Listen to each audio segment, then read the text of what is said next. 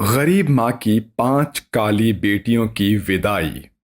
ममता अपने पति रमेश और अपनी 5 बेटियां कोमल, स्वाति, खुशी, पूजा और रेनू के साथ एक छोटे से किराए के घर में रहती है। ममता का पति रमेश एक मजदूर है। इनका परिवार बहुत गरीब होता है, जिस वजह से इनका गुजारा बहुत मुश्किल से हो पाता है।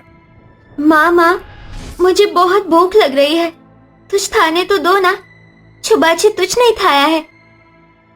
हाँ माँ, मुझे भी बहुत भूख लग रही है। कुछ खाने को दे दो। बच्चों, घर में एक दाना भी राशन नहीं है। ऐसे में मैं तुम लोगों को क्या खिलाऊंगी? तुम लोग थोड़ा सब्र कर लो। तुम्हारे बाबूजी अभी आते ही होंगे। वो जरूर तुम्हारे लिए कुछ ना कुछ खाने के लिए लाएंगे। ममता के समझाने पर सारे बच्चे मान जाते हैं। कुछ ही देर में रमेश भी घर आ जाता है। आ गए आप? बच्चे सुबह से भूखे हो रहे हैं। इनके खाने के लिए आप बाहर से कुछ ले आइए। यहाँ जहर खाने को जेब में एक पैसा नहीं है और इन लोगों को खाना चाहिए। कहाँ से लाऊं मैं? कहाँ से लाऊं मैं इनके लिए खाना? चोरी करके? एक तो 5 बेटियां पैदा कर दी, वो भी इतनी काली। अब इनके खाने पीने का खर्चा, इनके बड़े होने का खर्चा, शादी और दहेज का खर्चा कहाँ से लाऊंगा? मैंने पहले ही कहा था जब ये पैदा हुई थी कि मार दे इन्हें, लेकिन नहीं, तुझे तो इन्हें पालना था। अब पाल इन्हें और भर पेट इनका, चोरी करके वो भी। ये आप कैसी बातें कर रहे हैं? ये हमारी बेटियां हैं, कोई बोझ नहीं। हमारा फर्ज है कि हम इनका ख्याल रखें, इन्हें पढ़ाएं लिखाएं, जिससे कल ये अपने पैरों पर खड़ी हो सके। आपको शर्म नहीं आती अपनी बेटियों के बारे में ऐसा बोलते हुए? ममता के मुंह से ऐसी बात सुनकर रमेश को बहुत गुस्सा आता है और वो ममता को मारने लगता है। अपनी माँ को ऐसे पिटता देखकर 5 बेटियां एक कोने में डर के मारे बैठ जाती हैं। रमेश के जाते ही 5 बेटियां अपनी माँ से चिपक कर रोने लगती है। माँ, तुम रो मत। हमें खाना नहीं चाहिए। हमें भूख नहीं लगी है। हाँ माँ, हमें भूख नहीं लगी है। हमें कुछ भी खाने का नहीं चाहिए। आप रोइए मत। बेटा, तुम लोग मत रो। मैं तुम लोगों की आंखों में आंसू नहीं देख सकती हूँ। ममता अपनी 5 बेटियों को गले लगाकर रोने लगती है, लेकिन उनकी परेशानी अभी यही नहीं थमती है। रमेश का एक गाड़ी से एक्सीडेंट हो जाता है। ये एक्सीडेंट इतना भयानक होता है कि रमेश की वहीं पर मौत हो जाती है। अपने पति की मौत का ममता को बहुत बड़ा सदमा लगता है। हे भगवान, ये तेरी कैसी परीक्षा है? पहले क्या हम पर कम मुसीबत थी, जो तूने मेरे पति को छीनकर हमारी परेशानी को और बढ़ा दिया।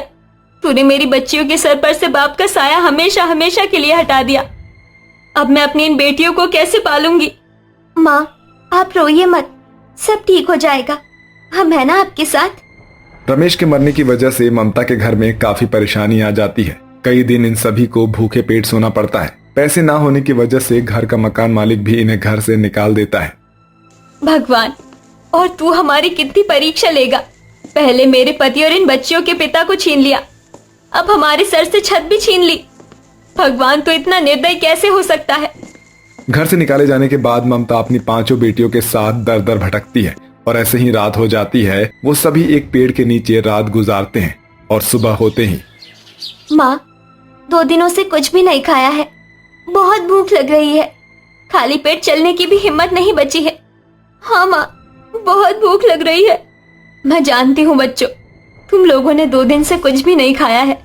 तुम लोग यही रुको, मैं तुम लोगों के लिए कुछ खाने के लिए लेकर आती हूँ। कोमल, तुम इन सब का ध्यान रखना, मैं अभी आती हूँ।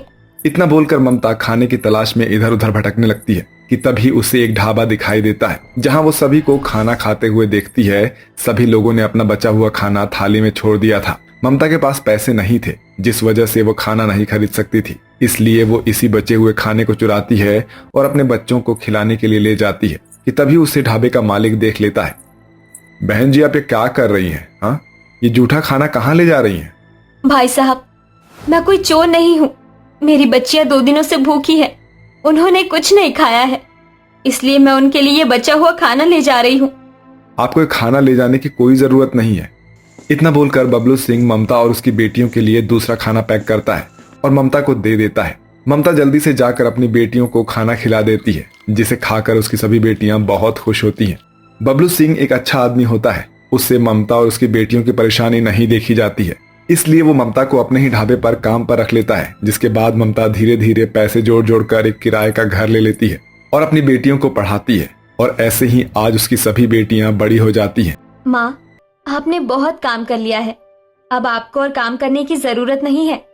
आपने बहुत मेहनत की है, हम सभी को पढ़ाया है और हम सबका बहुत अच्छे से ख्याल रखा है। अब हमारी बारी है। नहीं मेरी बच्चियों, अभी भी एक काम बाकी है और वो है तुम्हारी शादी। मुझे तुम पांचों के हाथ पीले करने हैं, उसके बाद ही मुझे शांति मिलेगी। मैंने एक जगह तुम्हारे रिश्ते की बात की है। उनके 5 बेटे हैं।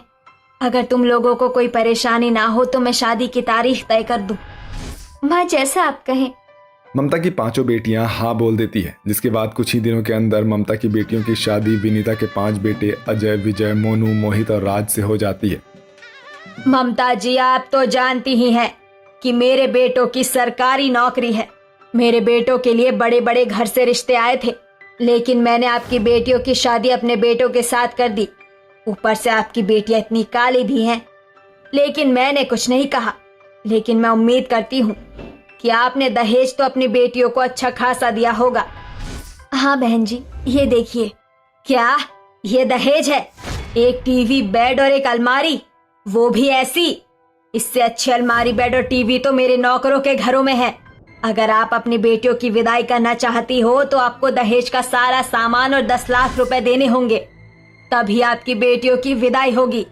बहन जी, मैं इतने सारे पैसे कहाँ से लाऊंगी?